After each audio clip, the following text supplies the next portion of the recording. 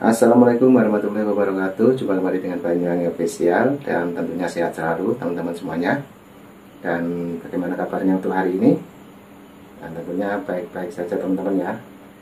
Dan Banyuwangi Official, kali ini kita mau nonton lagi video yang masih viral, yaitu tentang PDIP dan lagi-lagi dengan Pak Jokowi ataupun Bapak Presiden kita. Jadi bagaimana penjelasannya di video itu nanti kita siapkan dulu. Dan jangan lupa like, komen, dan subscribe di channel ini Banyuwangi Official. Dan untuk videonya kita siapkan. Oke, sudah ada. Oke, untuk videonya kita tonton dulu. Sekjen PDIP Hasto Kristianto turut merespons soal foto Presiden Jokowi tak dipajang di kantor DPD PDIP Sumut. Hasto mengaku pihaknya tak memberikan perintah kepada pengurus daerah untuk mencopot foto Presiden Jokowi. Demikian disampaikan Hasto saat ditemui di Jakarta pada Selasa 7 Mei. Ia menegaskan PDIP sangat menghormati posisi Jokowi sebagai Presiden dan Wakil Presiden Ma'ruf Amin. Nah, itulah sekelumit tentang Pak Hasto, teman-teman. Oke, dan ini ada inti dari video ini, ada pencerahan ataupun pidato tentang Pak Hasto dan PDIP. Oke, kita tonton untuk videonya. Let's go. Jangan dikira loh, pertempuran antara PDIP dengan Jokowi itu sudah berhenti, wes mandek setelah Pilpres selesai. Belum. Lah ternyata presiden kita masih pengen menunjukkan, meski tidak punya partai, hanya didukung relawan. Cuma yang itu aja. Tapi kekuatannya biar dikira masih luar biasa. Ya, beda dengan presiden-presiden sebelumnya. Kita tahu toh, sebelum Presiden Jokowi berkuasa, mayoritas presiden kita punya basis pendukung yang nyata banget. Karena kebanyakan punya partai, basis partainya itu komplit, pengurus pusat sampai daerah sampai RT ada. Ada yang basisnya partai jelas, dan ada yang basisnya ormas ya jelas. Bung Karno, Pak Harto, Bu Mega, dan Pak BY jelas dapat dukungan penuh dari partainya. Lah iya toh, dari DPP sampai tingkat ranting komplit. Lah Gus Dur itu mesti asalnya dari PKB, tapi juga punya simpatisan dari NU. Lah maklum lah, beliau kan mantan ketua umum PBNU. Hanya Pak Habibie yang memang berasal dari seorang teknokrat, sehingga usai pensiun tidak ada lagi campur tangan di politik. Itu aja menggantikan Pak Harto waktu turun tahun 98, termasuk anak-anaknya. Nah, Gus Dur juga tersingkir atau disingkirkan oleh orang-orangnya Caimin, sehingga anak-anak Gus Dur tak berada di PKB. Nah, para mantan itu secara rela dan ikhlas melepas apa yang memang tidak bisa diraih. Tapi apa kemudian orang lupa dengan mereka? Oh, ya enggak, tidak sama sekali. Dan inilah yang tidak tercermin di diri Pak Jokowi.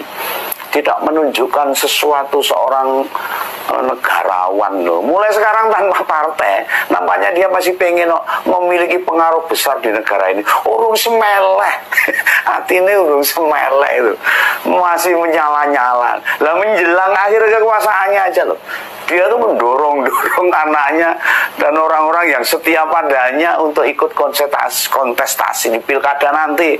Oh, mbok kuwi relawane, mbok kuwi ajudane, mbok kuwi pembantune, apalagi ponaan Pakde lah, wis mbok kabeh didorong-dorong. Ya masih pengen berkuasa.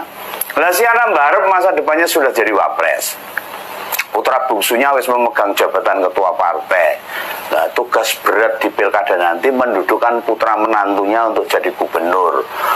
Loh, lah yang Begawan kira ini ya upaya Pak Jokowi hanya fokus pada bagaimana Mas Bobi menang di Pilgub Sumut, Sumatera Utara. Namun berdasarkan berbagai informasi yang Begawan terima, yang berkembang saat ini nih, lingkaran orang-orang dekat presiden bakal turun ke gelanggang bertarung di pilkada. Gayeng meneh nih. Ini jebulnya ya, sawat kekuasaan beliau itu gede banget. Besar sekali. Nah, kabarnya loh, dari berbagai info yang berkembang, istana menginginkan orang-orang lingkaran istana ikut turun gelanggang. Itu ada Kapolda Jateng, Pak Irjen Ahmad Lutfi. Itu dulu Kapolres Surakarta itu waktu bersama-sama pilkada. Pemilu 2004 itu masih Kapolres Surakarta itu ikut pilgub Jateng itu mencalonkan gubernur. Ada ajudan Bu Iriana bakal bertarung di Pilwalkot Bogor. Ada Bang David, ajudan Pak Jokowi, yang berniat turun di Pilbub Boyolali. Lah, dan lain-lainnya loh. Pokoknya lingkaran-lingkaran mereka didorong gitu loh. Nah, apakah Pak Heru Budi, pejabat Gubernur DKI, dan Pak B. Mahmudin juga akan bertarung di Pilgub DKI atau Jabar? Ya entahlah. Oh, ini belum ada kabar. Nah, itulah teman-teman. Jadi videonya seperti itu. Dan mari kita tonton lagi untuk videonya tentang PDIP dan Pak Jokowi.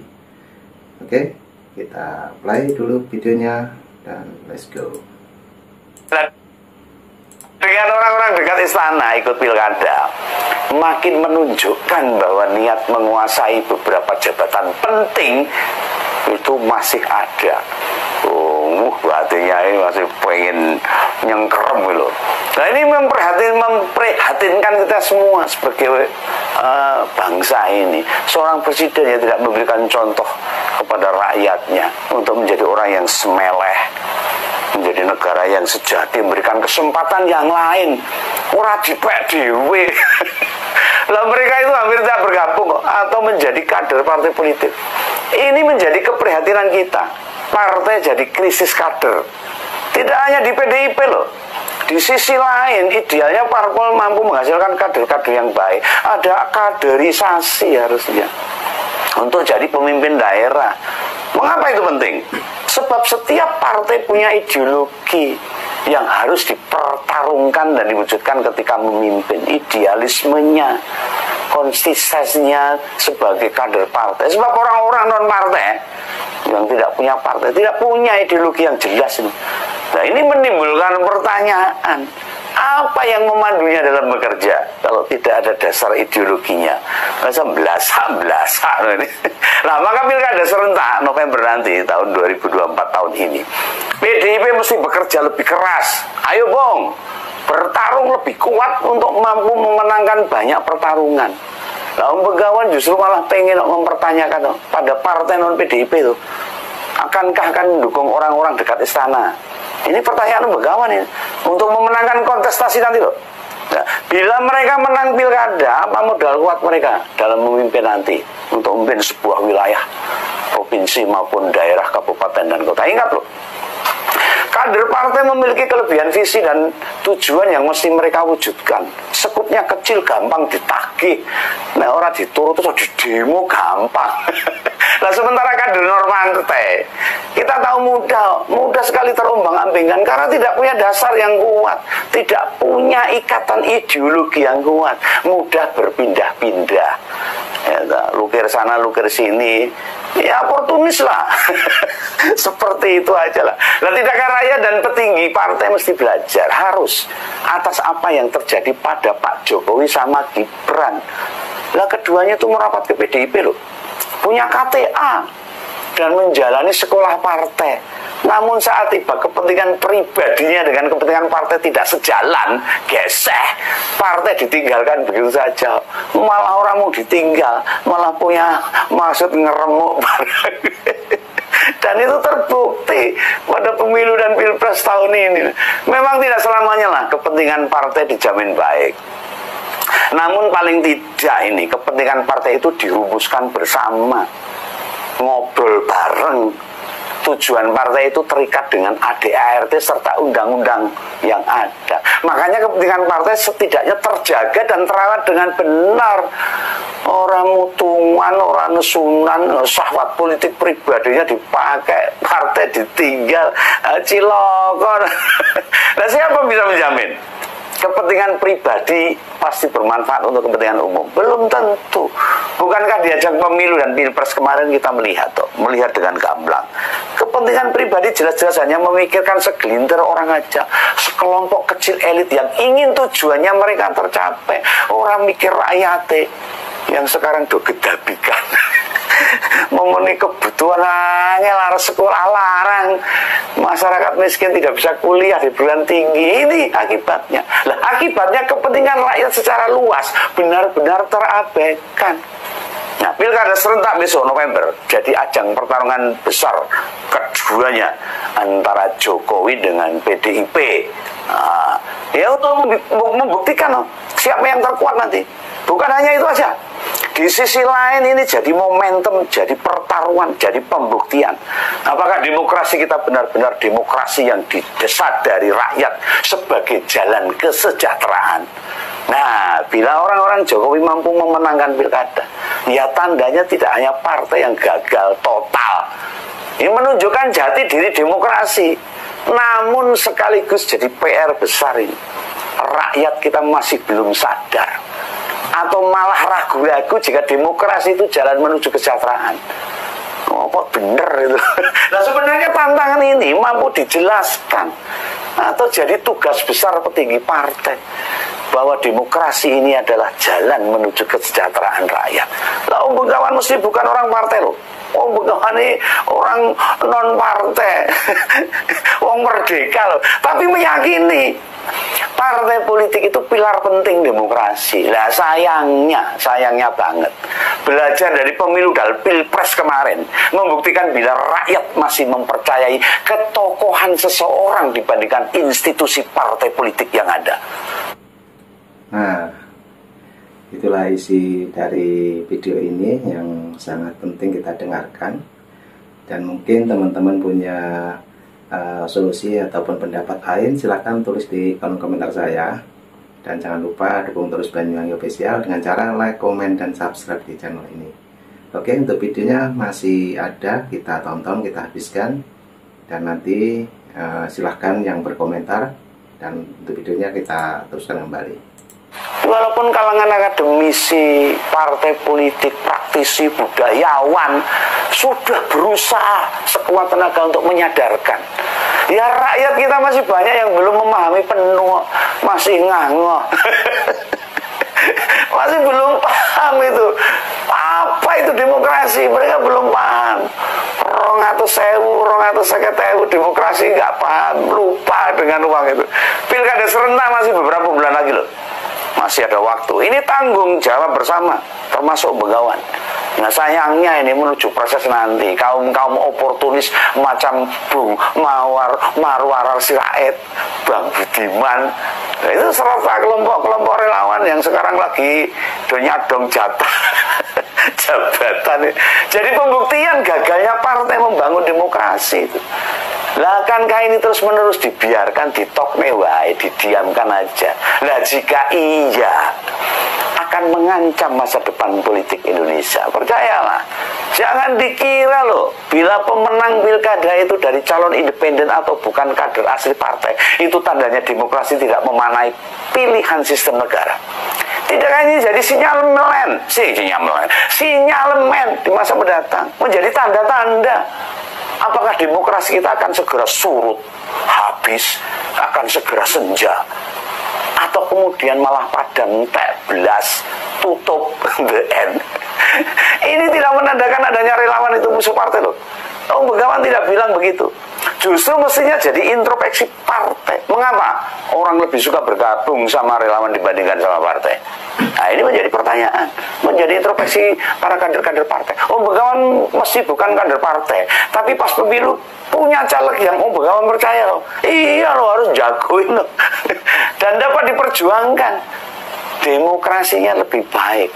Anak-anak muda dia mestinya tertarik bergabung lah, berdialektika, tumbuh besar bersama partai politik yang menjadi pilihan. Karena apapun demokrasi adalah jalan menuju kesejahteraan, dan pilarnya adalah partai politik untuk alam demokrasi seperti Indonesia ini. Itulah pesan Om Begawan. Salam ngobrol, salam Begawan, sampai jumpa. Rekan-rekan sekalian, kita ikut nimbrung isu tentang penurunan foto Pak Jokowi yang ramai itu. Tujuan kita cuma satu, harus meluruskan kebejatan ini supaya kita melihatnya dari sisi kebaikan, khususnya untuk. Nah, itulah sedikit ini ya tahu tentang PDIP yang tadi sudah dijelaskan panjang lebar, dan mungkin bagi teman-teman yang paham silahkan tulis di kolom komentar.